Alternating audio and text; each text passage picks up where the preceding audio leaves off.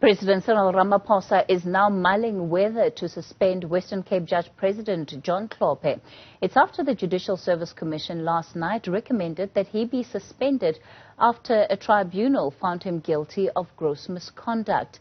It's claimed Hlophe attempted to influence two Constitutional Court judges in 2008 in matters relating to former President Jacob Zuma. For more on this, we're joined by the Black Lawyers Association president that is Advocate Bayethe Maswazi.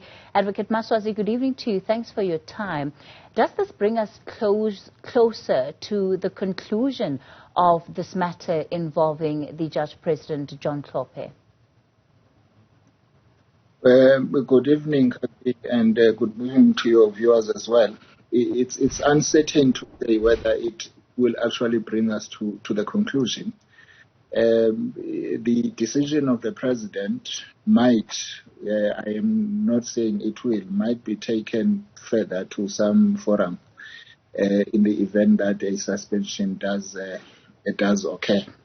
And as we have said, both the JSC and the President have discretion insofar as that decision, as long as factually the judge concerned is a subject of a section 1771 of the Constitution. Let's talk about how significant it is that the JSE has taken this decision to advise the President to suspend him. It is very significant because it takes place on the back of a decision that has since been confirmed by the JSC, namely that the conduct of the Judge President constitute an impeachable misconduct. Of course, we are on record having raised certain issues on the substance of that decision and its quality. We have decided, that is South Africa, through the relevant structures, to impeach a judge for the first time in the history of the country. We would have preferred, as BLA, that this is done on a rather more clear basis, both constitutionally and statutorily. And as far as we are concerned, that is not the case with regard to the impeachment of Judge President Hlophe. Which are the issues that you feel lack clarity? Firstly, the finding of the Judicial Conduct Committee excluded the element of intention as one of the ingredients for a finding of impropriety insofar as that is concerned. And that leaves us with a possibility that even a joke between two judges, which they both understand to be a joke, if it lands on the third person, and that person considers it to be an attempt to influence by one of the judges, that conduct would fall within the circumference of an interference. And we feel that such a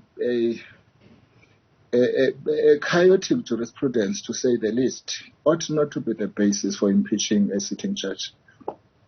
So as it stands, when we take a look at the implications then of what this means for Judge President Hlophe going forward, of course the President is now still deciding whether to suspend him. Should he suspend him, does that mean that the matter now automatically goes to Parliament for further consideration?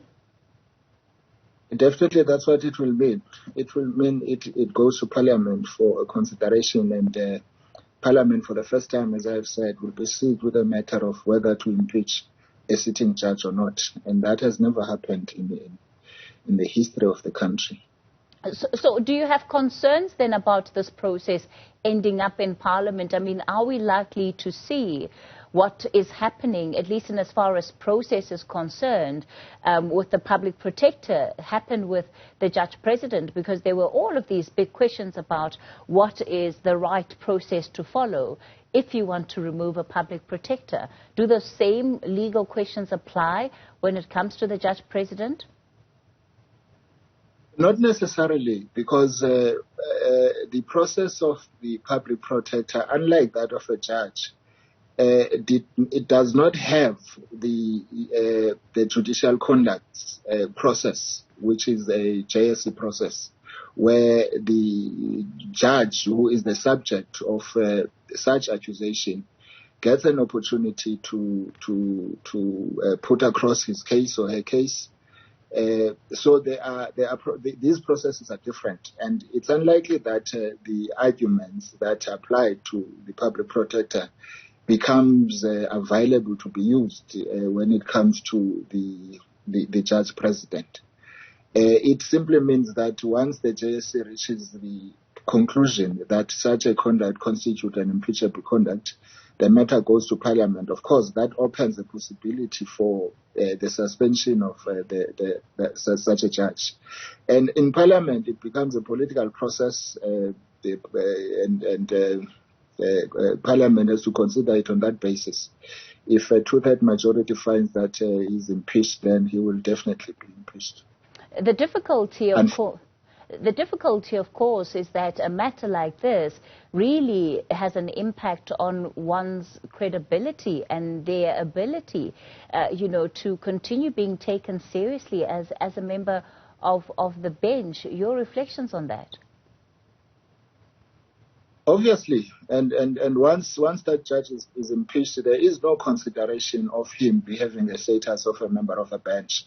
And of course, the implications are profound insofar as that conclusion is concerned. It might also mean that a person concerned will never be considered for entry into certain other professions, precisely because of that finding. So that finding is quite profound. All right. Let's leave it there for tonight. Black Lawyers Association President Advocate Bayethe Maswazi.